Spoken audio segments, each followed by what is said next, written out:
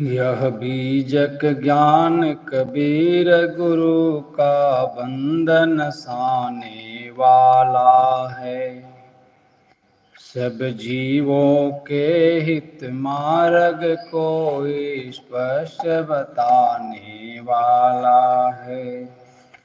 यह बीजक ज्ञान कबीर गुरु का बंधन साने वाला है।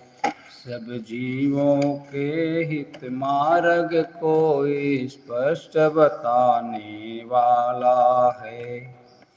सब जीव सदा से भूले ही विषयों में रमते आए हैं। उस रमते राम के बंधन को कही विविध रमैनी टाला है। यह बीजक ज्ञान कबीर गुरु का बंधन साने वाला है। खानी बानी के शब्द जाल में जीव सभी उलझाए हैं। कहीं शब्द सैन अति अनुभव से सब बंधन काट निकाला है। यह बीजक ज्ञान कबीर गुरु का बंधन साने वाला है। विद्वानों के वाणी मद को हरि ज्ञान 34 से लीन्हा। विप्रों की मति गति शुद्धि है तू कहीं विप्रमति सियाला है। यह बीजक ज्ञान कबीर गुरु का बंधन साने वाला है। कहरा कही कहर हरे जीव का कही बसंत विषया शक्ति हरे। मन माया के तम हरे आप कहीं चाचर ज्ञान उजाला है। यह बीजक ज्ञान कबीर गुरु का बंधन साने वाला है। अंतः में स्थिर परम रमैया राम बेली में आप कहे। खानी बानी की विरह वृथा विरहुल विवेक विशाला है। यह बीजक ज्ञान कबीर गुरु का बंधन साने वाला है। अविनाशी जीव कर्म के वश जन्मादि हिडोले में झूले। पर कर नहीं डोला कही विधिवत पारख पद दिया निराला है। यह बीजक ज्ञान कबीर गुरु का बंधन साने वाला है।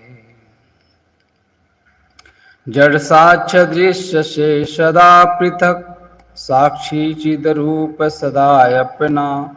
साखी कही सकल ज्ञान खानी मत पथ द्वंद्वों का काला है। यह बीजक ज्ञान कबीर गुरु का बंधन साने वाला है। 11 पर कर्णों से भूषित है पारख ज्ञान भरा बीजक। रविवत इनके प्रकाश किरम तम मोहन साने वाला है। यह बीजक ज्ञान कबीर गुरु का बंधन साने वाला है। अति गुण अगुण विविध पद्यों शैली युक्ति से भरा ग्रंथ। विद्वान भी है टक्कर खाते अभिलाष अल्पमति वाला है। यह बीजक ज्ञान कबीर गुरु का बंधन साने वाला है। गुरु संत पारखी के द्वारा गुरुमुख पढ़ने से भेद खुले। बोधक सूरत की कृपा दृष्टि से पाया बोध उजाला है। यह बीजक ज्ञान कबीर गुरु का बंधन साने वाला है। सब जीवों के हित मार्ग को स्पष्ट बताने वाला है। बोलिए सद्गुरु देव की जय।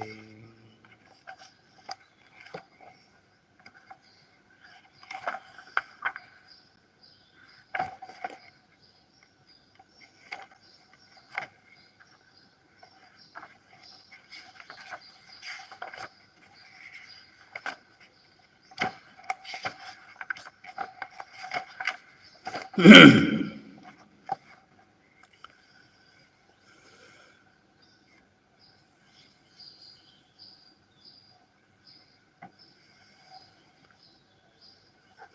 कबीर साहब रामायणी में कहते हैं, ब्रह्मा को दिन्नो ब्रह्मंडा, सप्तदीप भूमि नवखंडा, सत्य सत्य कई विष्णु दृढ़ाई, तीन लोक हमारा खिल जाई। लिंग रूप तब शंकर किन्ना, धरती खिली रचासल दिन्ना। तब अष्टंगी रची कुमारी, तीन लोक मोहा सब झारी। द्वितीया नाम पार्वती को भयु, तब करते शंकर कहा देयु। एक है पुरुष एक है नारी, ताते रची खानी भोचारी। श्रवण बरवन देव अवदासा, रस सत्तम गुण धरनी आकाशा। एक अंड ओंकार ते सब जग भया पसार, कहीं कबीर सब नारी राम की अविचल पुरुष भ्रतार। सदगुरु इस रामायणी में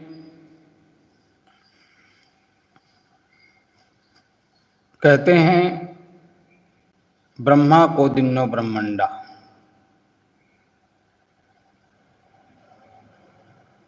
पौराणिक कथा का वर्णन है यहाँ पर इस ढंग से।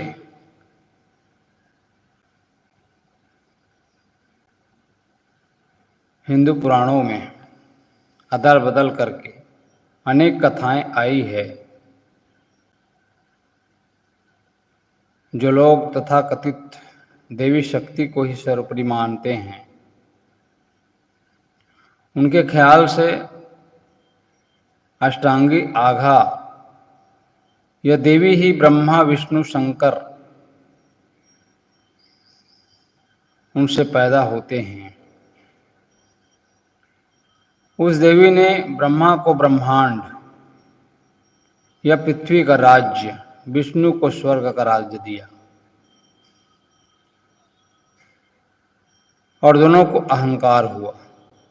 तब उसने शंकर को लिंग रूप बनाकर पृथ्वी में गाड़ दिया। उस लिंग की अनंतता को देखकर ब्रह्मा और विष्णु का अहंकार दूर हो गया और आघा ने पाताल ही शंकर का निवास दे दिया। एक ओंकार ही अंड है।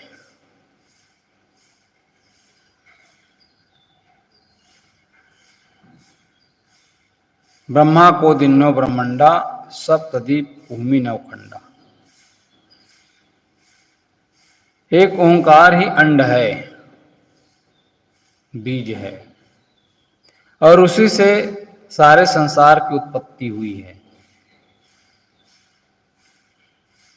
राम पति है, सब जीव उनकी पत्नियां हैं।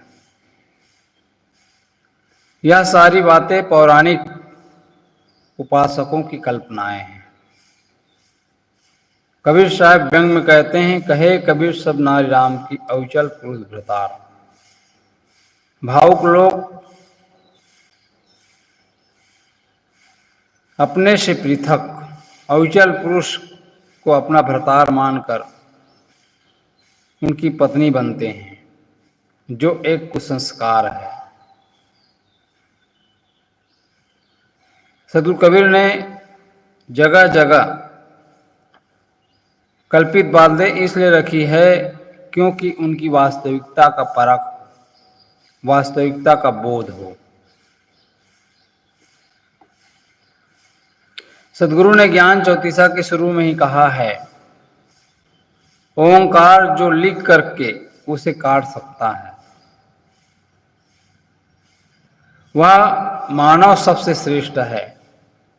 जो लिखने वाला भी वही है और काटने वाला भी वही है। किसी कल्पित पति की पत्नी बनने की बात का खंडन सदगुरु ने स्वयं किया है।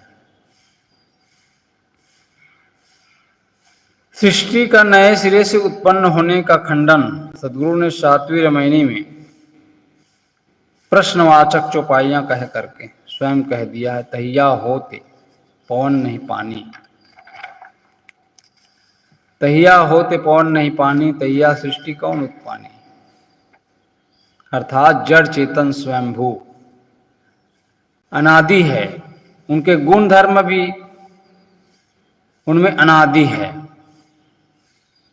और उनसे सृष्टि भी अनादि है। ब्रह्मा विष्णु तथा शंकर रस सत्तम गुण प्रतिनिधित्व करने वाले काल्पनिक देवता है। पूरा बीजक पढ़ लेने पर इन बातों का खुलासा हो जाता है।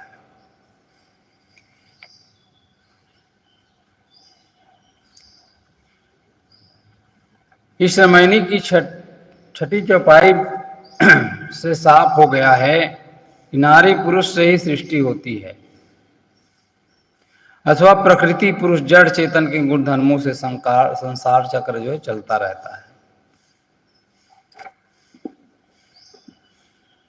श्रवण बरवन देव अवदासा, रस सत्तम गुण धरनी आकाशा। श्रवण शर्मा ब्राह्मण, वर्मा क्षत्रि देव, वैश्य दास। क्रमशः सतोगुण रजोगुण तमोगुण मिश्रित तमोगुण युक्त मान लिया गया, परंतु देखा जाता है सभी तथा कथित वर्णों में सभी गुण वाले मनुष्य है। इससे तो यही सिद्ध होता है कि जो शेष सतोगुणी है वह ब्राह्मण है, भले ही किसी कुल में पैदा हो। इसी प्रकार जो रजोगुणी है वह क्षत्रिय है, जो रस मिश्रित है वह वैश्य है और जो तमोगुण विशेष है वह शूद्र है। फिर ये किसी भी कुल में पैदा हो। तथ्य तो यह है आज ब्राह्मण क्षत्रिय वैश्य और शूद्र नाम युग ब्रह्मा हो गए हैं।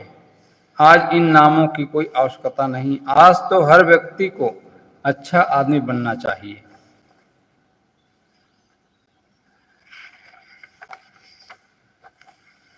सदगुरु कहते हैं ब्रह्मा को दिन्नो ब्रह्मंडा, सप्तद्वीप भूमि नवखंडा।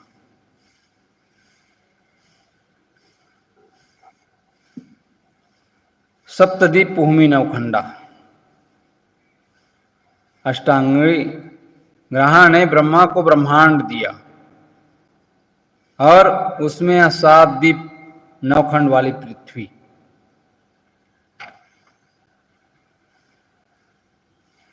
उसमें विष्णु को सत्यवादी पाया और उसने सत्यवत की प्रशंसा कर तीनों लोक में उनको स्वर्ग का स्थान दे दिया। शंकर ने अपना लिंग रूप बनाकर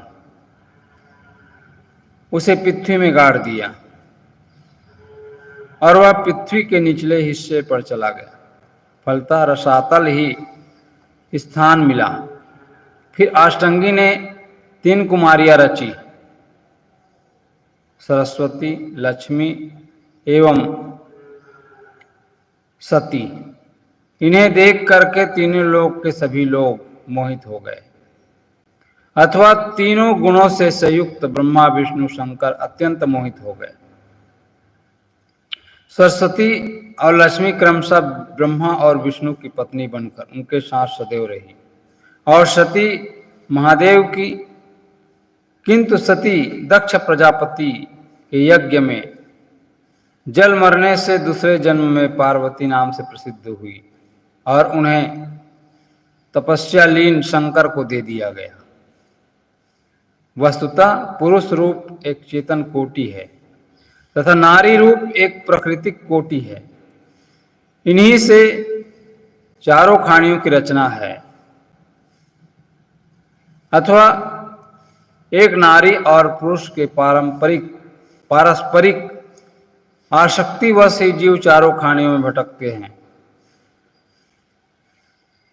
इस धरती और आकाश के बीच में सतोगुणी ब्राह्मण, रजोगुणी क्षत्रिय और रस तम युक्त वैश्य और तम गुण सहित शूद्र का निर्माण हुआ।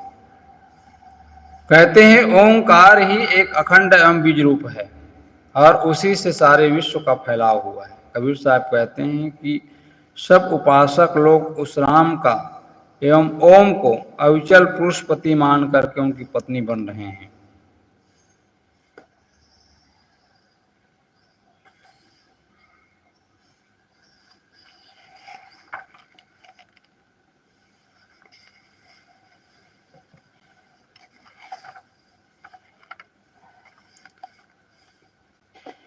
कर्म का पट बुनने वाला जीव जुलाहा। सदगुरु कहते हैं अस जुलाहा का हूं मर्म न जाना, जिन जग आनी पसारिन ताना। धरती आकाश दो गाड़ खदाया, चांद सूर्य दो नरी बनाया। सहस ताल ले पूर्णी पूरी, अजहू मिले कठिन है दूरी। कहें कबीर कर्म से जोरी, सूत कुसूत मिले भलकोरी।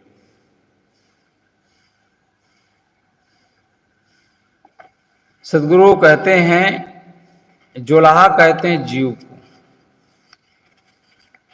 गाढ़ गड्ढा।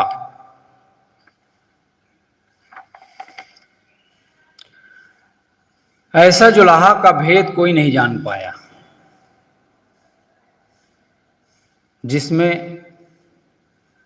जिसने जगत में आकर के ताना बाना बुना। जिस प्रकार से जुलाहा होता है, कपड़ा बुनता है, उसी प्रकार से यह चेतन जीव भी जुलाहा है।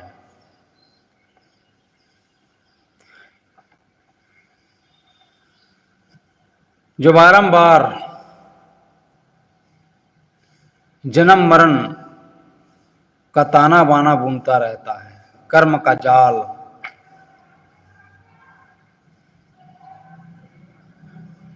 विषयों के अभ्यास में जकड़ा हुआ जीव बारंबार कर्मों का ताना बाना बुनता रहता है, लेकिन स्वयं कर्म जाल को नहीं समझ पाता।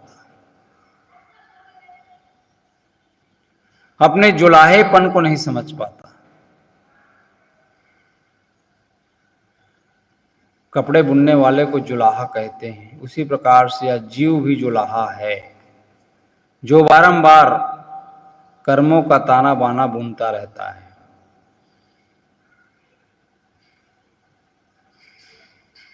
अपने शुद्ध चेतन स्वरूप को जो समझता है कि मेरी क्या गरिमा है, अपने गरिमा को जो जान जाता है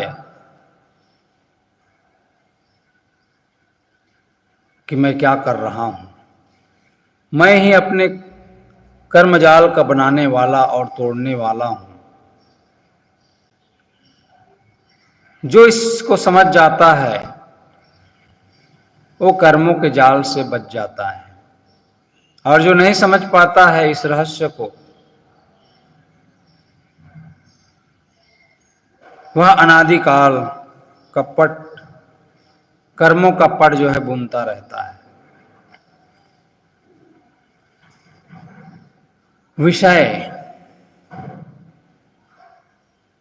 विषयों के बंधन ही कर्मजाल है, और उन्हीं से हम जन्म मरण के चक्कर में पड़ते हैं। बारंबार कर्मों के ताना बारंबार इस शरीर को धारण करते हैं, खुद जाल बनाते हैं और खुद कपड़ा बुनते हैं। बारंबार शरीर धारण करना होता है। पुनरुपि जन्नम पुनरुपि मरणम जठरे शयनम, बारंबार जन्म लेना, फिर मरना, फिर जन्म लेना, बस यही काम यही काम जीव कर रहा है। सद्गुरु कहते हैं, एक रूपक देते हैं, वस्त्र बुनने का करधा जहां स्थापित किया जाता है, आप लोग भी देखे होंगे, जहां कपड़ा बुनने का काम होता है नीचे गड्ढा कर दिया जाता है,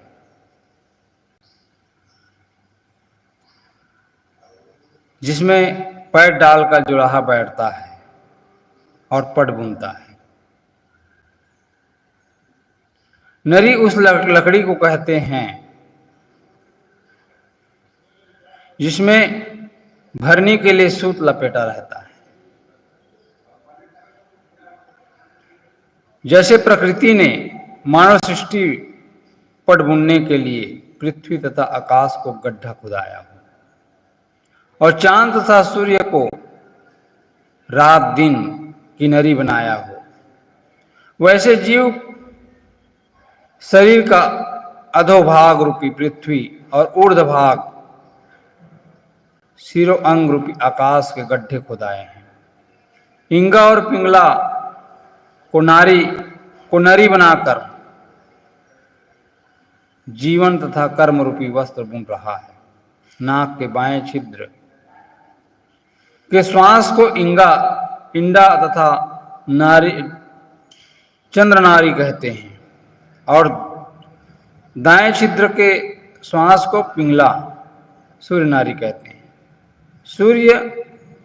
चांद सूर्य दो नरी बनाया। अभिप्राय यह है कि इंडा तथा पिंगला नारी को नरी बनाया, इसी से जीवन का वस्त्र बुनता है और कर्मों का वस्त्र तैयार करता है। सस ताल ले पूर्णी पूरी। तो यहां पर जुलाहा जो कपड़ा बुनने का काम करता है, यहां पर यही चित्रण किया गया है। उसी प्रकार से जीव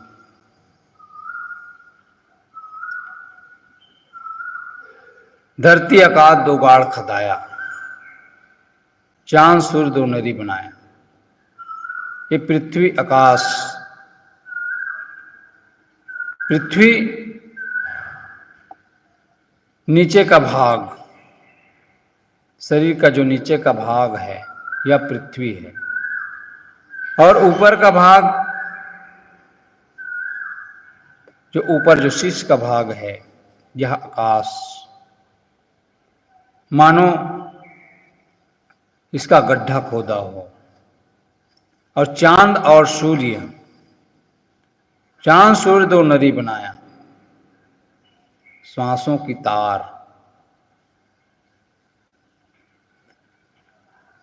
चंद्र नारी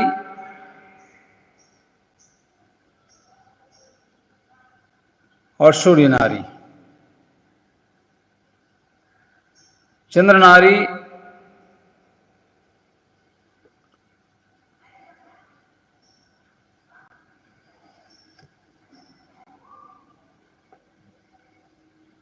इंगला और पिंगला।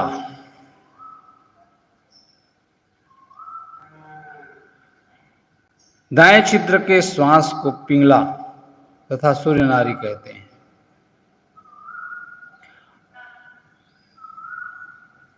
इंगला तथा पिंगला नारी को नरी बनाया, इसी से जीवन का वस्त्र बुनता है,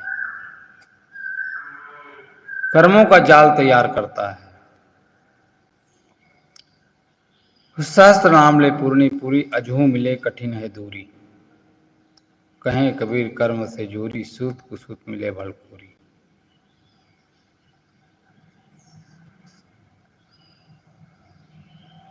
सहस्त्र ले पूर्णी पूरी, अजहू मिले कठिन है दूरी।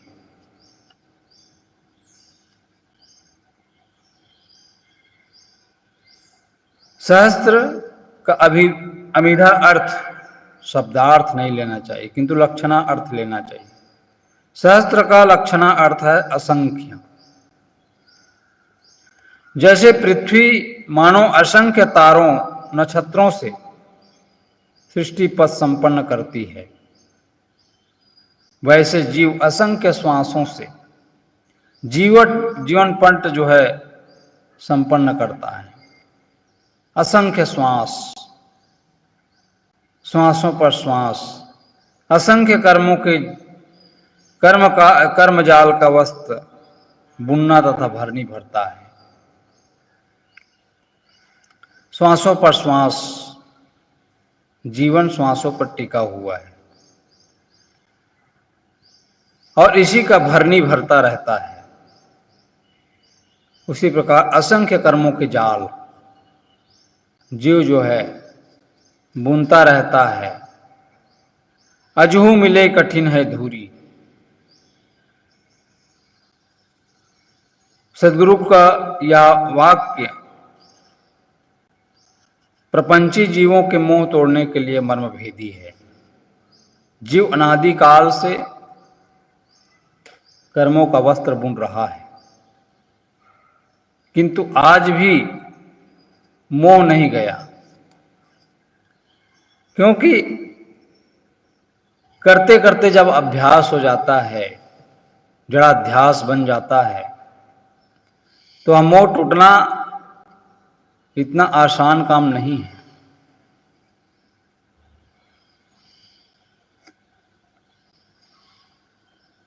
तो जीव जो है अनादिकाल से कर्मों का वस्त्र बुन रहा है, किंतु आज भी मोह नहीं गया। आज भी कर्मों का जाल बुन रहा है। करने, खाने, देखने, सुनने की जो तृष्णा है वो आज तक नहीं गई।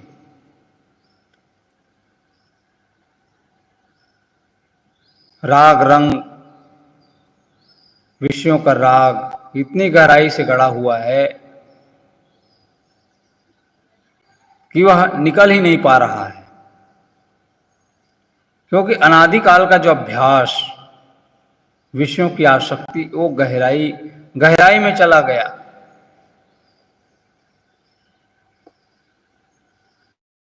चित्त से राग नहीं निकलता।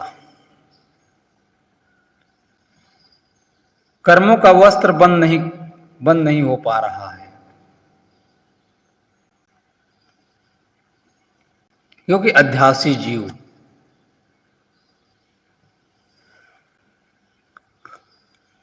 कर्म के वश जन्मादि हिडोले में झूले, बारंबार उस झूलने में झूलता रहता है विषयों के। इसलिए कर्मों का जाल बंद नहीं होता। बेभान अज्ञानता में पड़ा हुआ है। इसलिए किसी को साहसहीन होने की जरूरत नहीं है। सदगुरु कहते हैं कठिन है दूरी। कर्मबंधन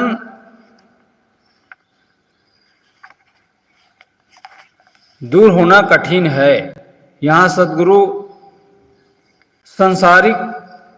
संसारियों की जो राग लिप्सा पर प्रकाश डालते हैं।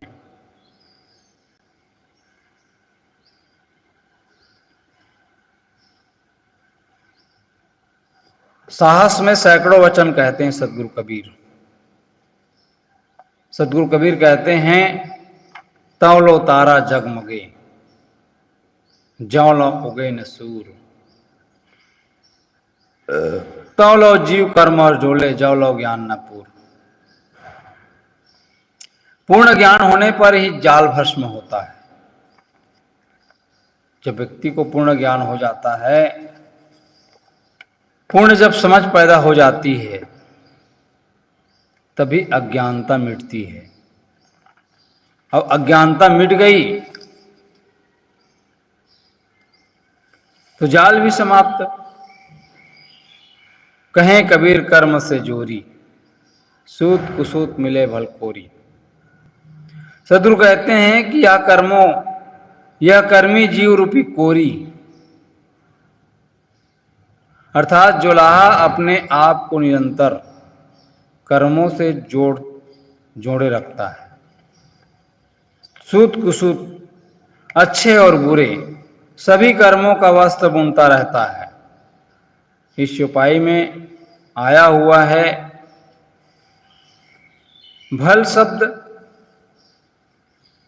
कर्म वस्त्र बुनने तथा क्रिया विशेषण है। जोलाहा अच्छे बुरे सूत को लेकर के वस्त्र निपुणता से बुनता रहता है। अर्थात जीव शुभाशुभ कर्मों के धागे लेकर भवबंधन का वस्त्र अच्छी तरह से बुनता है और सदैव इसी में उलझा रहता है। जो शुभाशुभ जो कर्म है उन्हीं का धागा लेकर के भवबंधन में अच्छी तरह से बुनता रहता है। शुभाशुभ कर्म जैसा किया वैसा ही तो वस्त्र बुनेगा। इसलिए इसी में जो है जीव उलझा रहता है।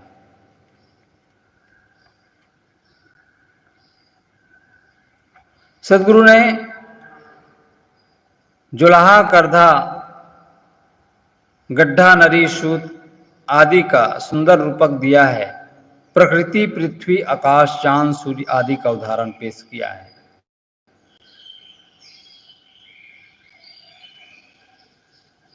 गुरुदेव ने अनेक वचन श्लेषात्मक, द्व्यर्थक एवं अलंकार युक्त पेश किया है। युक्त होते ही हैं, किंतु इस रामायणी में सदगुरु मुख्य बात यह बताना चाहते हैं, जीव बारंबार अपने बनाए हुए कर्मजाल में उलझ रहा है। सत्ता और महत्ता का भान नहीं है। सत्ता और महत्ता का बोध नहीं होने से कर्मजाल के बंधन में फंसा रहता है।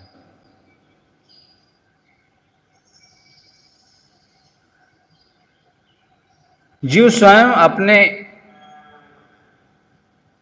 कर्म स्वयं बनाता है, उसका विधाता खुद है, करता है, कर्मों का कर्ता। और विधाता कोई दूसरा नहीं, स्वयं विधाता है, स्वयं रचना करने वाला।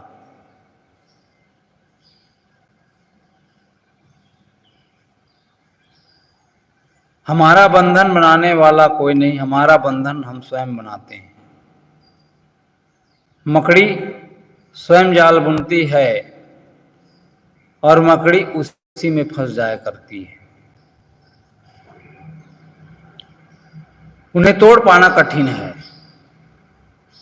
दूसरे का बनाया हुआ जाल, दूसरे का बनाया हुआ बंधन तोड़ना आसान है, लेकिन स्वयं का जब बनता है तो आदमी मोह से जकड़ जाता है। स्वयं का बंधन, मान्यताओं का बंधन, इस जाल को तोड़ना इतना आसान नहीं है।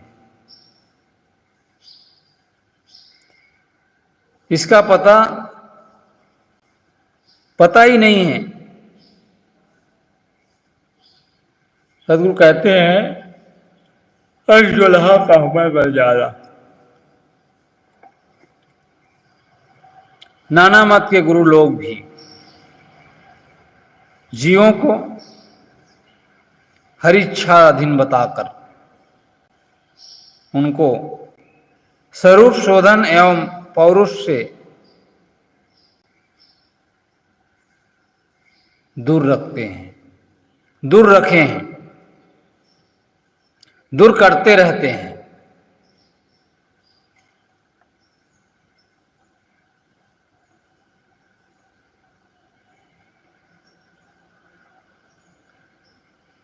बिना हरि इच्छा के कुछ भी संभव नहीं।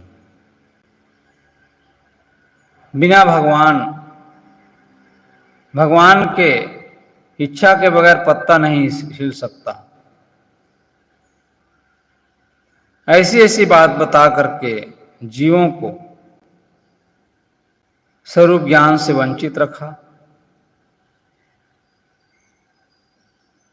अपने आप को न जान पाए। जब तक जीव स्वयं नहीं जगेगा, स्वयं अपने आप को नहीं जानेगा, अपने बंधन को नहीं पहचानेगा और बंधन को पहचान कर विषयों की आसक्ति, मन का चिपकाहट, कर्मों का जाल बंद नहीं होगा, तब तक अनादिकाल तक भटकता रहेगा। बंधन नहीं छूट सकता। तो बंधन कोई दूसरा नहीं, बंधन हम बनाते हैं और उसी में हम फंस जाते हैं। तो ये कर्मपट का बुनने वाला विधाता कोई अलग नहीं, जीव ही है। यही जीव जुलाहा है। जिस प्रकार से जुलाहा कपड़ा बुनने के लिए तना बना लगाता है और स्वयं कपड़ा बुनता है, उसी प्रकार से ये चेतन जीव स्वयं कर्मों का जाल तैयार करता है और उसमें फंस जाता है और बारंबार जड़ाध्यास वश, विषयों की आसक्ति के वश, वासना बंधन के कारण बारंबार इस शरीर रूपी कपड़े का निर्माण करता रहता है ये जुलाहा। वो ये नहीं समझ पाता कि मैं ही कर्मों का करता हूँ, कर्मों का विधाता हूँ। चाहे तो बंधन को काट कर, कर्मों को बंधन को काट कर स्वतंत्र हो सकता है, लेकिन नहीं, जड़ाध्यास हो गया है, जड़ाध्यासी बन गया है। बारंबार उन्हीं का ख्याल, उन्हीं में डूबा रहता है। इसी कारण से बंधन में हमेशा फंसा रहता है। तो इस प्रकार से सद्गुरु कबीर बताते हैं कर्मों के जाल किस प्रकार से हैं और कर्मों के जाल से ही छूट करके, कर्मों के जाल को जान करके हम जो है अपने स्वरूप का बोध प्राप्त कर सकते हैं, स्वरूप को जान सकते हैं, अपने आप को जान सकते हैं, कर्मों को जान सकते हैं, बंधन को जान सकते हैं। बोलिए सद्गुरुदेव की जय।